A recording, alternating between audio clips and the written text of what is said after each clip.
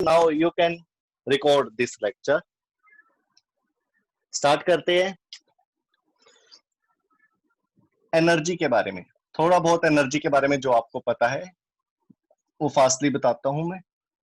Energy energy वैसे तो कई टाइप्स की होती है, लेकिन आपके लिए जो मेन एनर्जीज पढ़नी है वो है काइनेटिक और पोटेंशियल एनर्जी। काइनेटिक और potential energy. Firstly we will study about kinetic energy. क्या होती है काइनेटिक एनर्जी? काइनेटिक एनर्जी होती है जब कोई ऑब्जेक्ट मोशन में होता है, किस पर? मोशन में। और इसमें क्या होता है? हाइट पर हो और साथ में रेस्ट पर। एक हाइट, सर्टेन हाइट होनी चाहिए और रेस्ट पे होना चाहिए। तो काइनेटिक एनर्जी के बारे में सबसे पहले पढ़ेंगे आप। क्या होता है? एक डायग्राम समझिए। सपोज कोई ऑब्जेक्ट है जिसका मास m है, m मास है। इनिशियली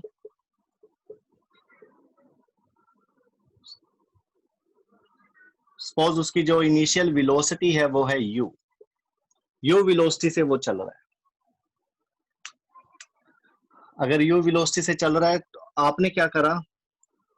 उसकी वेलोसिटी को बढ़ा दिया, एक्सेलरेट कर दिया आपने। वेलोसिटी चेंज करोगे तो क्या होगा? एक्सेलरेशन आ जाएगा। ठीक है, एक्सेलरेशन किस डायरेक्शन में? ए से बी डायरेक्शन में। ठीक है, और यहाँ पर ये ऑब्जेक्ट, सपोज आपने वेलोसिटी u को बढ़ाते गए और वो उसकी वेलोसिटी अब क्या हो गई है? v। ऑब्जेक्ट कौन था? मास m। और ये डिस्टेंस कितना कवर कर चुका है? ये s। एक्सेलरेशन कितना? a। सपोज टाइम कितना लगेगा ये यहाँ से वहां तक जाने में? t। ये सारी की सारी कंडीशन आपको पता होनी चाहिए कि अगर कोई ऑब्जेक्ट u वेलोसिटी से चल रहा है, इनिशियली वेलोसिटी उसकी u है, ठीक है, अगर आप उसकी फाइनल वेलोसिटी v कर देते हो तो एक्सेलरेशन देना पड़ता है। अपने आप कोई अपनी वेलोसिटी चेंज नहीं करता, न्यूटन फर्स्ट लॉ ने बताया था, 9th क्लास में आपने स्टडी कर रखा है। और अगर वो अपने आप चेंज नहीं कर रहा है तो कोई ना कोई फोर्स लगाते हैं हम। फोर्स कब लगेगी? फोर्स लगेगी तो इसका मतलब एक्सेलरेशन आ जाएगा। वेलोसिटी बढ़ रही है उसकी, देखो वेलोसिटी सेम रहे, जो पहले थी वही बाद में रहे, तो इसका मतलब नो फोर्स। रेस्ट में था फिर भी रेस्ट में है तब भी कोई फोर्स नहीं। अगर वेलोसिटी बढ़ रही है, इंक्रीज हो रही है, या घट रही है, डिक्रीज हो रही है, तो आप कहेंगे यहाँ पर फोर्स की वैल्यू है। तो इसका मतलब फोर्स इज नॉन जीरो है और एक्सेलरेशन भी है। ये सारी वैल्यूज आपको पता होनी चाहिए इस कंडीशन में। तो क्या हो रहा है? ऑब्जेक्ट मोशन में है। किसमें? मोशन में। तो इसका मतलब इसके पास क्या होगी? Kinetic energy. क्या होगी? Kinetic energy. यही आपको फाइंड करनी है। तो एक्सप्रेशन है ये, एक्सप्रेशन फॉर काइनेटिक एनर्जी। इस कंसेप्ट को समझिए थोड़ा सा। एक्सप्रेशन फॉर काइनेटिक एनर्जी, क्योंकि आपको वर्क का पता है और ये आप ड्राइव करेंगे bye work done. Bye work done. Work क्या था? फोर्स इनटू डिस्प्लेसमेंट, साथ में उनके बीच का एंगल, यही था। तो यहाँ पे भी ये जो बॉडी है, फोर्स लगा होगा इस पे, फोर्स लगाया होगा किस डायरेक्शन में? Forward, A to B direction में। एस भी कौन सी डायरेक्शन में हुआ? डिस्टेंस भी फॉरवर्ड डायरेक्शन में। तो थीटा की वैल्यू क्या होगी यहाँ पर? 0 डिग्री। क्या होगी थीटा की वैल्यू? 0 डिग्री।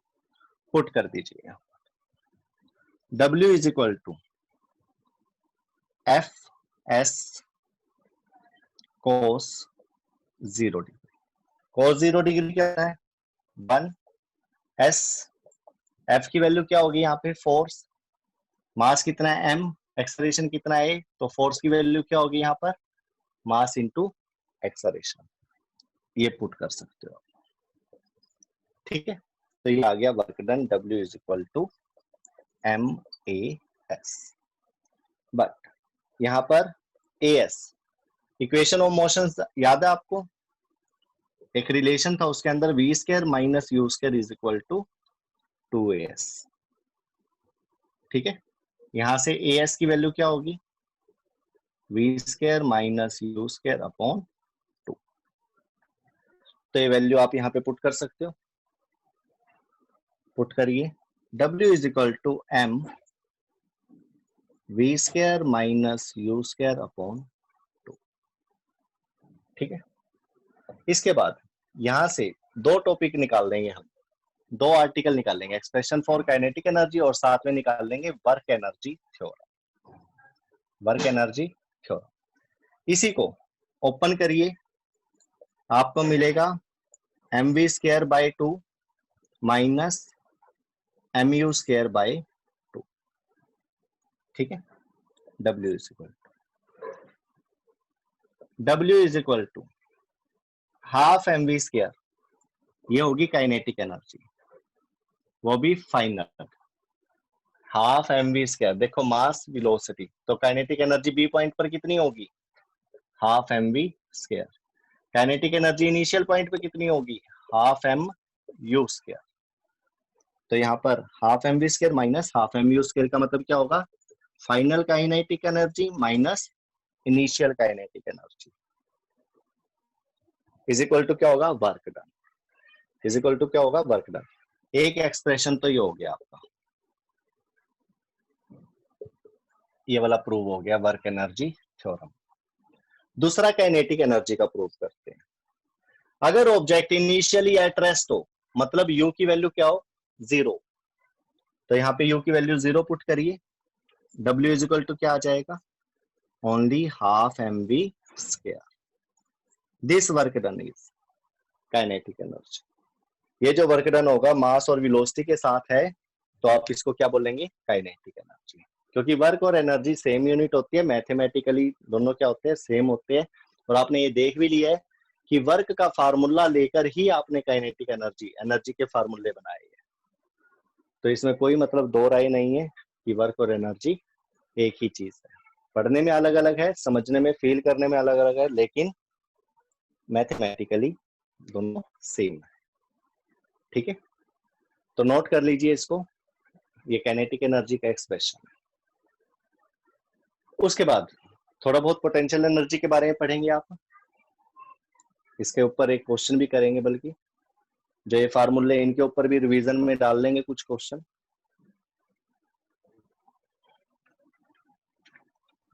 सर ये लास्ट में हाफ mv² कैसे आया, m into v² minus u²/2 था ना बेटा, ये 2, ये यहाँ पे माइनस है ना। अच्छा, आपको ये मैथमेटिक्स का प्रॉब्लम आ गया। इसको ओपन करिए ब्रैकेट को, m को v² से करेंगे माइनस m को u² से, और ये जो 2 है ये भी तो दोनों को मिलेगा ना, v²/2 माइनस u²/2। कर देता हूं मैं यहाँ पे,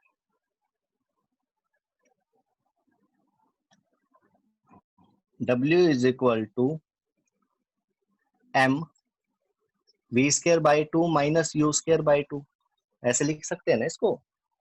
देखो x प्लस वाई अपॉन 2 हो तो क्या लिखा जा सकता है इसको, x/2 प्लस y/2। माइनस हो तो यहाँ पर बीच में माइनस आ जाएगा, दोनों सेम है, ये चीज लगी है यहाँ। ठीक है, तो यहाँ से आ जाएगा आपके पास half mv² minus half mu²। ठीक है ना, ओके। ये होल डिवाइडर था ना, ये अलग अलग कर दिया। थोड़ा मैथमेटिक्स पे भी ध्यान दिया करो बेटा, ये मैथमेटिक्स की टर्म ही ऐसी है जो पूरे एक्सप्रेशन को और न्यूमेरिकल्स को दोनों को ही गलत करवा देती है, और फिजिक्स में यही चीजें हैं। सर आपने लास्ट में सिर्फ हाफ mv² ही लिखा था। तो वो हाफ mu² 0 हो गया था ना, u की वैल्यू 0 पुट कर दी थी उसमें, तो पूरी की पूरी क्वांटिटी 0 नहीं हो जाएगी, नहीं। बताऊं दोबारा से, थोड़ा सा बता देते हैं। ये था ना हमारे पास half mv² minus half mu²। u initially object की जो वेलोसिटी है वो 0 ले ली है ना, और ये 0 पुट करेंगे, 0 का स्क्वायर 0, और ये सारा क्या हो जाएगा, 0। क्या बचेगा, W is equal to half mv² बचेगा सिर्फ, कि नहीं, या कुछ और लिखा था,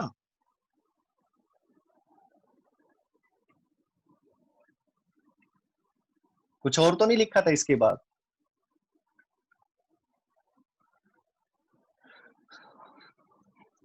क्या बात है बेटा, अब आवाज ही गायब होगी।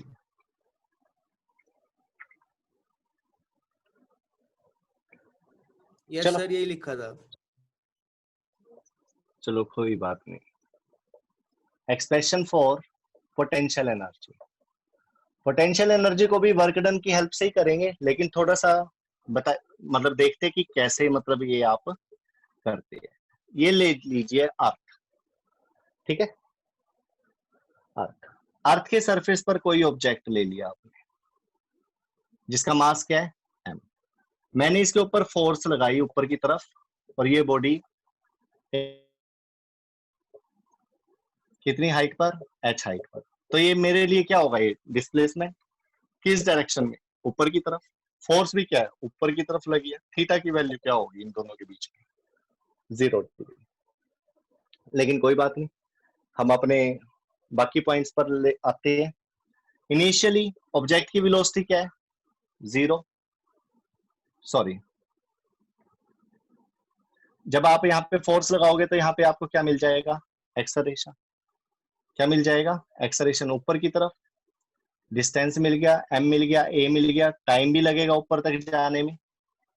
ऊपर तक जाकर जहां पर रोकोगे फाइनल वेलोसिटी क्या हो जाएगी, 0। लेकिन यहाँ पे कुछ वेलोसिटी तो आपने स्टार्ट करी होगी, u। सारी वैल्यूज यहाँ पर भी आप ले सकते हो इस तरह से, ठीक है। यहाँ से कोई बॉडी आपने ऐसे फेंक दी तो बॉडी धीरे धीरे ऊपर जाते हुए रुक जाएगी, स्पीड कम होती चली जाएगी और 0 हो जाएगी। ये तो देख सकते हो ना, अर्थ पे से ऐसे कोई पत्थर को फेंक दिया आपने ऊपर, तो पहले स्पीड ज्यादा होगी, फिर धीरे धीरे कम होती चली जाएगी, और एक ऐसा पॉइंट आएगा 0, जहां पर वो 0 हो जाएगी, ठीक है। बी पॉइंट ले लीजिए, इसको इसको ए पॉइंट ले लीजिए। यहाँ पर पोटेंशियल एनर्जी की वैल्यू कितनी होगी, बीच में कहीं भी निकाल सकते हो, ठीक है, कहीं भी निकाल सकते हो। लेकिन अभी हमने केस ले लिया कि मैंने फोर्स लगाई एक स्टोन पर, इस तरह से फेंक दिया, तो फोर्स भी मेरी ऊपर लगी जो मैंने फोर्स लगाई, और साथ में एस भी मेरा ऊपर गया। दोनों के दोनों ऊपर गए, सेम डायरेक्शन में है, फोर्स एंड डिस्प्लेसमेंट। तो दोनों में क्या होगा, 0 डिग्री एंगल होगा। देखो क्या होगा, 0 डिग्री एंगल, ठीक है। तो यहां से भी by work done we know that work done क्या होता है, F S cos theta. W is equal to F S cos, again same direction में 0 degree. W is equal to force, force कितनी होगी, अर्थ के ऊपर फोर्स जो लगी हुई है, ये बॉडी के ऊपर जो फोर्स लगा रहे हैं, फोर्स का फार्मूला क्या होता है, ma। Gravitation chapter 9th class में पढ़ा था। अर्थ के केस में एक्सेलरेशन की वैल्यू क्या लेते हो आप, acceleration due to gravity, mg। कितना, mg। तो f की वैल्यू यहां पर क्या लगाएंगे आप, mg। और s की वैल्यू क्या होगी, a से b तक, s is equal to height h cos 0 y। तो W इज इक्वल टू क्या आ गया यहाँ से, mg h। ये आपकी पोटेंशियल एनर्जी का काम करेगा। ये वर्क डन किसका काम करेगा, पोटेंशियल एनर्जी, mg और h, ठीक है। इसके अंदर एक क्वेश्चन बनता है, कैसा है वो क्वेश्चन, वो देखिए ध्यान से। पोटेंशियल एनर्जी कैलकुलेट करने के लिए कह देता है कई बार वो हमें, ये देखिए, ये पॉइंट ए है, ये 10 मीटर की हाइट है। कितने मीटर की हाइट है, 10 मीटर हाइट। और एक ऑब्जेक्ट है जो कि 5 kg का था, जिसको ए से बी तक लेकर आया गया, ठीक है, 5 kg, इस तरह से अर्थ के सरफेस के ऊपर रहेगी। इसकी पोटेंशियल एनर्जी कैलकुलेट करिए बी पॉइंट पर।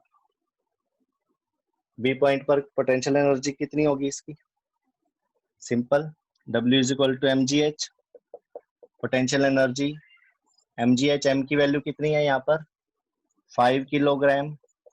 g की value, acceleration due to gravity, you know very well, 9.8 लेते हो आप, यहाँ पर 10 ले लीजिए आप, 10 मीटर पर सेकंड स्क्वायर इनटू h की वैल्यू कितनी गिवन है, 10। तो सॉल्व करिए, कितना आ जाएगा ये, 500 किलोग्राम, मीटर था ना ये, मीटर स्क्वायर पर सेकंड स्क्वायर, यानी कि 500 जूल।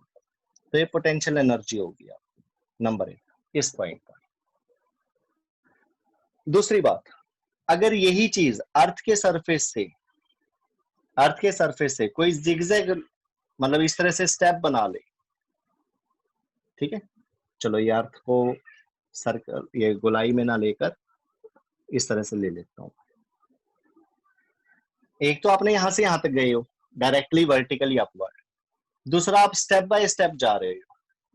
मान लो ये कितना था, 5 5 5 10 तो नहीं होता, ये कितना ले, ये 3.3 के करीब ले लीजिए, 3.33 3.33 3.33 3.33 फिर दोबारा से 3.33 मीटर, इस तरह से, ठीक है। ये आपका ए डैश पॉइंट, ये ए था ना, ये ए डैश। अब आप यहां से चल रहे हो, सबसे पहले आप क्या गए 3.3, यहां पर आ गए। कौन सा मास कितना है, सेम 5 किलोग्राम। 5 किलोग्राम का मास पहले ए से, ए डैश से कहां गया, वो सी डैश ले लो, सी डैश से फिर डी डैश, डी डैश से फिर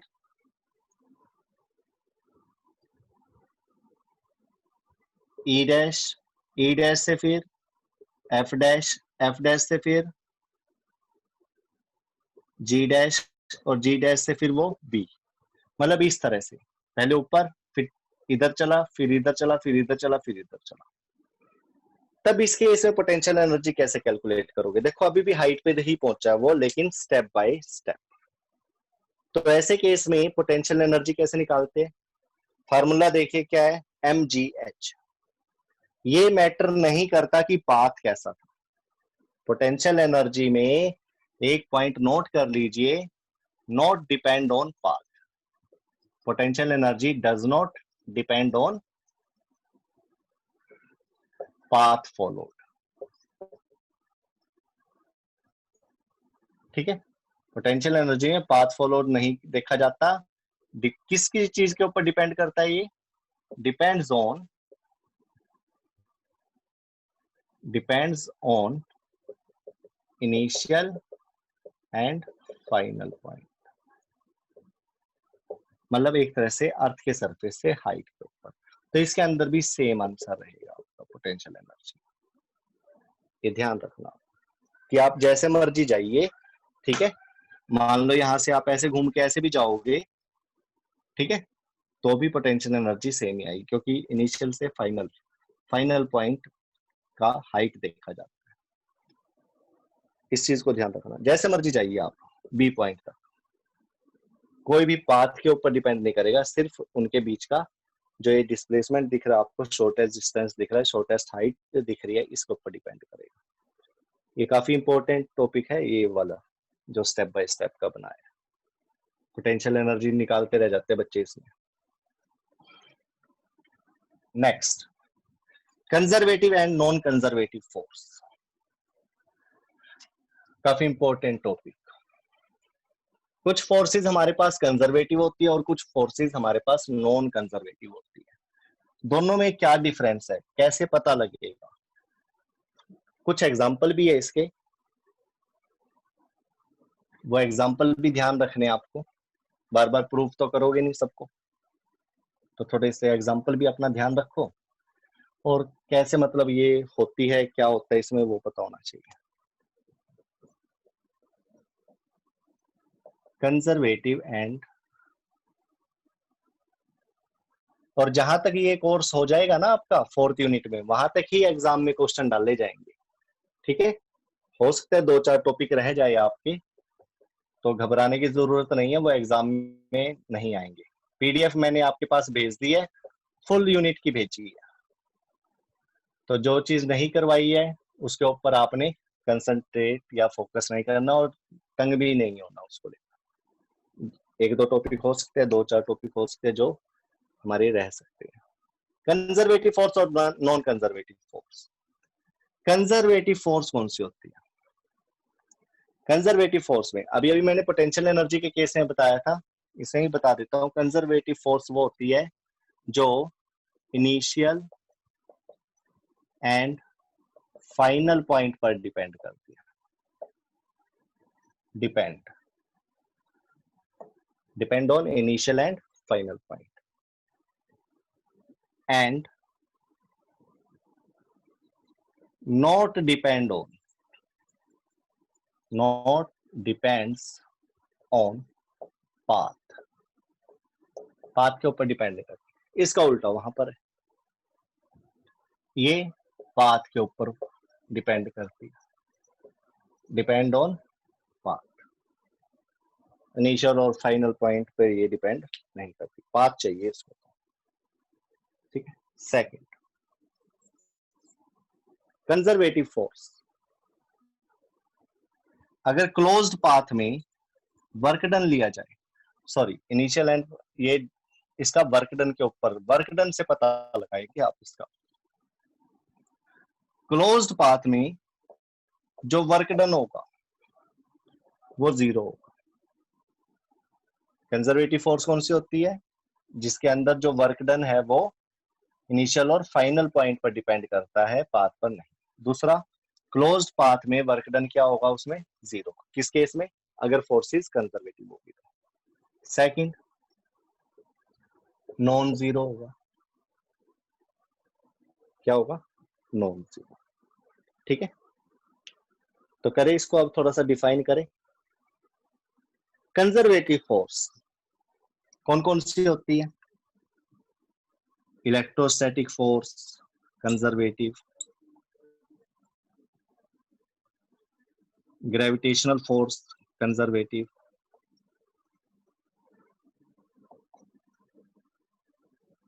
स्प्रिंग के अंदर फोर्स होती है, स्प्रिंग को खींचते हैं ना हम ऐसे, वो वापस बैक में भी खींचती है हमें, तो स्प्रिंग फोर्स कह सकते हो। डिफ्लेक्टिंग फोर्स बोलते हैं ऐसे को, डिफ्लेक्टिंग फोर्स। ठीक है, जिसमें आप फोर्स लगाकर उसकी शेप साइज बदल देते हो। इसका एग्जांपल क्या होगा? फ्रिक्शन फोर्स का नाम सुना है? पूरा चैप्टर करा था अभी। जहां भी हम फोर्स लगाते हैं सरफेस ऑफ कांटेक्ट की वजह से अपोजिट में फ्रिक्शन आ जाता है, ये उसका एग्जांपल है नॉन कंजर्वेटिव का। तो करते हैं थोड़ा सा ग्रेविटेशनल फोर्स को लेकर, थोड़ा सा प्रूव करते हैं इसको। ठीक है, ये कंजर्वेटिव और नॉन कंजर्वेटिव है, थोड़ा सा समझाते हैं इसको और ज्यादा।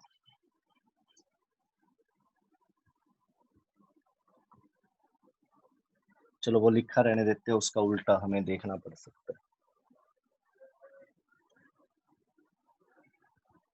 कंजर्वेटिव फोर्स, पता है इसके अंदर जो वर्क डन है वो इनिशियल और फाइनल पॉइंट पे डिपेंड करता है। कहने का मतलब क्या है? कोई बॉडी है ए पॉइंट पर, आप उसको बी पॉइंट पर ले कर गए, फोर्स लगाई आपने, डिस्प्लेसमेंट कवर करा, ऐसे लेके जा सकते थे आप उसको। इनिशियल पॉइंट क्या है इसका? ए, फाइनल पॉइंट क्या है? बी, ए और बी। ठीक है, आप इस बॉडी को ए से बी ऐसे ले जाने के बजाय किसी और पाथ से भी लेके जा सकते थे, ऐसे भी लेके जा सकते, A to C, then C to B. तो ए से सी और सी से बी ले जाने में वर्क डन कितना हुआ? Suppose W2। ए से बी ले जाने में कितना हुआ? Suppose W1। यहाँ पर हुआ ये W2 हुआ। तो आप देखोगे कि W1 और W2 दोनों इक्वल आएंगे। क्या आएंगे? इक्वल। ए टू बी, या फिर ए से सी जाइए, सी से बी जाइए, क्योंकि पाथ के ऊपर डिपेंड नहीं करती कंजर्वेटिव फोर्स, पाथ के ऊपर डिपेंड नहीं करती कंजर्वेटिव। प्रूव करके देखिए इसको। क्या करेंगे? प्रूव करके देखते हैं। सपोज कोई ऑब्जेक्ट है आपके पास ए पॉइंट पर, उसको आप इंक्लाइंड इस तरह से ले गए बी पॉइंट पर, ये लेंथ कितनी है? सपोज है, तो डिस्टेंस कितना कवर करेगा ये? एस की वैल्यू क्या हो जाएगी, एल। मास ले लिया आपने सपोज एम, कितना मास ले लिया, एम। अब जो ये एम है ये बी पॉइंट तक तो चला गया ऐसे, ग्रेविटेशनल फोर्स कहां लगेगी, ये तो एस की डायरेक्शन आ गई ना, S is equal to L ले रखा है जो आपने। ग्रेविटेशनल फोर्स क्या करेगा, अर्थ के ऊपर है, अर्थ के ऊपर कोई चीज ऐसे जाएगी तो इसकी ग्रेविटेशनल फोर्स कहां लगेगी, इसके ऊपर नीचे की तरफ, जो कि वेट होगा एम जी नीचे। ठीक है, वर्क डन कैसे निकालोगे अब, ग्रेविटेशन फोर्स नीचे खींच रही है, बॉडी उधर जा रही है, तो इनके बीच का एंगल ये एंगल हो जाएगा। और ये एंगल कितना होगा, सपोज ये अर्थ का सरफेस हो गया, सरफेस हॉरिजॉन्टल, ये तो पता लग गया आपको ये 90 डिग्री है, कितना है, इसको आप ले लो थीटा, टोटल एंगल क्या हो गया 90 प्लस थीटा। तो वर्क डन निकालिए, work done F S cos theta, यही फार्मूला होता है। एफ की वैल्यू क्या है एम जी, एस की वैल्यू क्या है एल, कोस थीटा की वैल्यू क्या है 90 डिग्री प्लस थीटा। ठीक है, थीटा की जगह आप यहाँ पे फाई ले लो बेटा, क्योंकि थीटा हमने इसको कह रखा है तो हम 90 प्लस थीटा नहीं लिख सकते, फाई। ठीक है, तो W1 की वैल्यू क्या आ गई, M G L cos 90 plus theta क्या होता है, कोस 90 प्लस थीटा, कोस 90 प्लस थीटा बता सकता है कोई,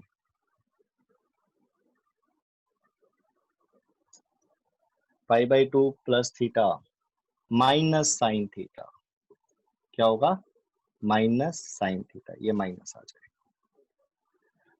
कब भाई, जब ए से बी ऑब्जेक्ट ऐसे चला, ध्यान देना, एक केस आप कर चुके हो, ये इनिशियल पॉइंट है इसका, कौन सा पॉइंट है इनिशियल, ये कौन सा पॉइंट है फाइनल।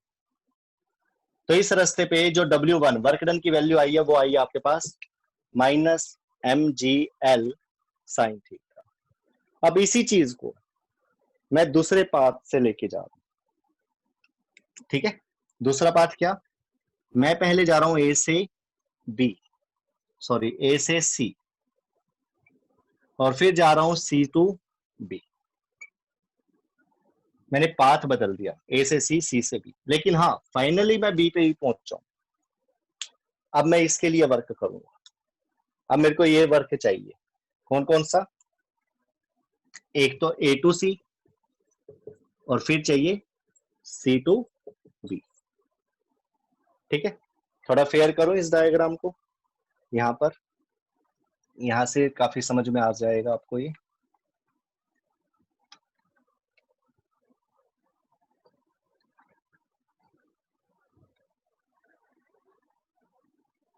अब मैंने पाथ क्या ले लिया है कि एक ऑब्जेक्ट मेरा मास एम ए टू सी जाएगा, फिर सी टू बी।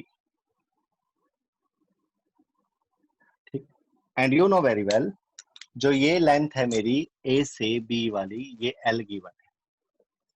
ठीक है, यही था ना सर, तो आपको अब यहाँ पर वर्क डन निकालने हैं, दो वर्क निकालने पड़ेंगे, एक तो वर्क डन ए सी, फिर एक वर्क डन सी बी।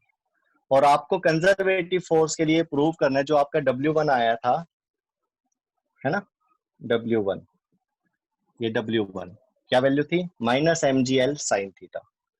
इन दोनों का टोटल भी, मैं ऐसे जाऊं या ऐसे जाऊं, मेरा वर्क डन क्या होना चाहिए सेम, कंजर्वेटिव फोर्स में वर्क डन क्या होता है कांस्टेंट।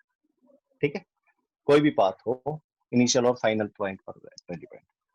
चलो करते हैं इसको, ये एंगल कितना है थीटा, पता है आपको इसका। सबसे पहली बात ये, ग्रेविटेशन फोर्स के अकॉर्डिंग दे रहे हैं, mg कहाँ लगेगा, फोर्स कहाँ लगेगी नीचे, आप कहाँ जा रहे हो इस डायरेक्शन में, ये एंगल कितना हो गया 90 डिग्री। तो ए से सी जाने में वर्क डन कितना होगा 0।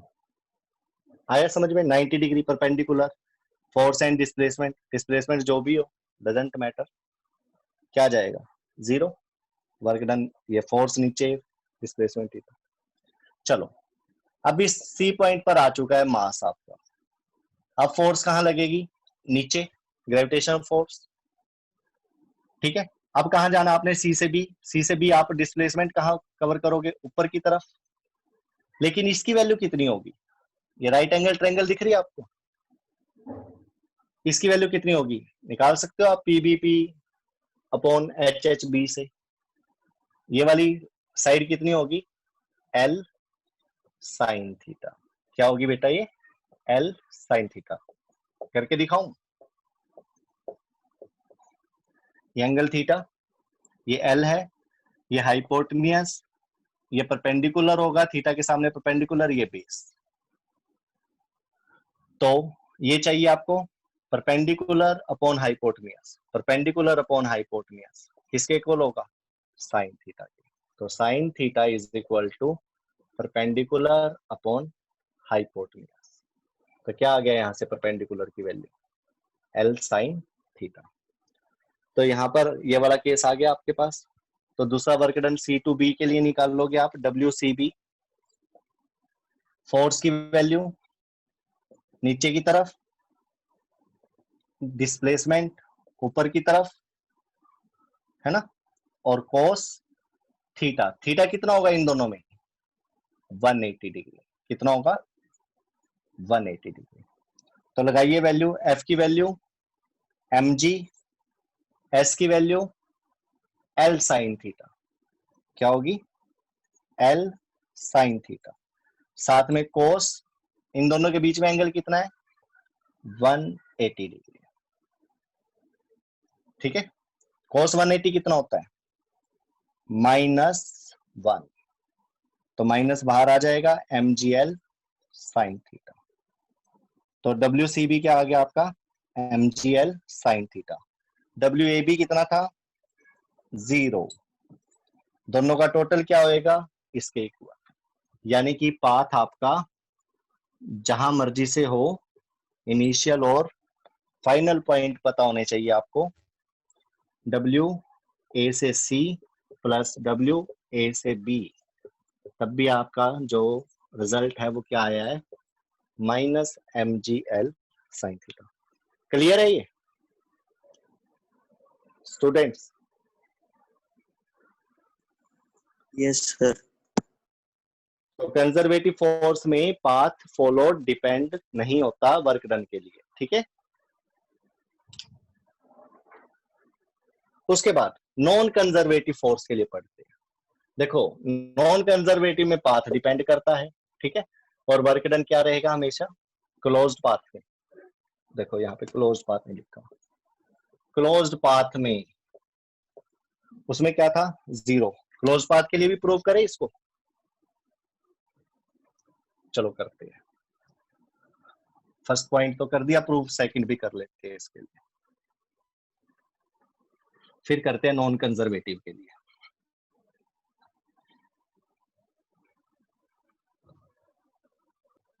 इसको आप ऊपर ले गए, यहां पर acceleration due to gravity G लगेगा। नीचे से ऊपर के लिए क्या लगता है बेटा? -g। या वर्क डन आप निकालना चाहो तो क्या निकालोगे? पोटेंशियल एनर्जी क्या होगी यहाँ पर? नीचे से ऊपर, ऊपर से नीचे के लिए अलग निकाल लेंगे। नीचे से ऊपर अगर आप वर्क डन निकालते हो तो ले फास्टली, मैं थोड़ा सा सोल्व कर देता हूं। ठीक है, ग्रेविटेशनल फोर्स के लिए कर रहे हो आप, इसके लिए ग्रेविटेशनल फोर्स। ठीक है, तो बॉडी का फोर्स कहां लगेगा? वेट mg नीचे की तरफ लगेगा, है ना? और जो डिस्टेंस है वो कहां जाएगा? ऊपर की तरफ। थीटा की वैल्यू क्या हो जाएगी? 180 डिग्री। कब? जब ये अपवर्ड चलेगा। और अपवर्ड वर्क डन कितना होगा? फोर्स की value mg h cos 180 degree. क्या आ जाएगी यहां से value? -mgh, -mgh। First equation. Second, फिर दोबारा से यही फार्मूला, बट अब ये जो बॉडी है मास, ये अब नीचे की तरफ आ रहा है, यानी कि फोर्स कहां लग रही है? नीचे की तरफ। mg नीचे की तरफ लगेगा इसका, एच भी कहां होगा? नीचे की तरफ, डाउनवर्ड के लिए, डाउनवर्ड के लिए। तो क्या होगी वैल्यू? mgh cos 0 डिग्री, यहाँ पे एंगल क्या होगा दोनों के बीच, 0 डिग्री, तो ये होगा mgh। टोटल करिए फोर्स का, क्लोज पाथ हो गया, जहां से चले थे वहां पर ही वापस आ चुके हैं, ए से चले बी तक गए, बी से चले ए तक आए, तो ए टू बी, बी टू ए, कैसा पाथ हो गया, क्लोज्ड। टोटल करिए वर्क डन का, W1 plus W2 minus mgh plus mgh, क्या आ जाएगा आंसर, 0। तो वर्क डन क्लोज पाथ में क्या आ गया, 0। लेकिन इसका उल्टा नॉन कंजर्वेटिव फोर्स में होगा, ठीक है। इसमें क्या होता है, फ्रिक्शन होता है, क्या होता है, फ्रिक्शन। सपोज आप इस तरह से चले आगे, डिस्प्लेसमेंट भी कहां हुआ आपका, ए टू बी, एस भी आपका इस तरफ हुआ, लेकिन फ्रिक्शन कहां होगा, माइनस में। एक एफ लगेगा आपका जो कि बैकवर्ड डायरेक्शन में लगेगा, जिसको आप फ्रिक्शन बोलते हो। तो इनके बीच का एंगल क्या हो जाएगा, फ्रिक्शन के साथ डिस्प्लेसमेंट का angle, theta is equal to 180 degree. तो वर्क डन क्या आएगा, माइनस एफ एस। फिर और कहीं चले जाइए, वापिस आ जाइए, अब इसी पॉइंट से वापिस बी टू ए, अब फोर्स कहां लगेगा, इस तरफ लगेगा, मतलब इसके अपोजिट में। फिर तो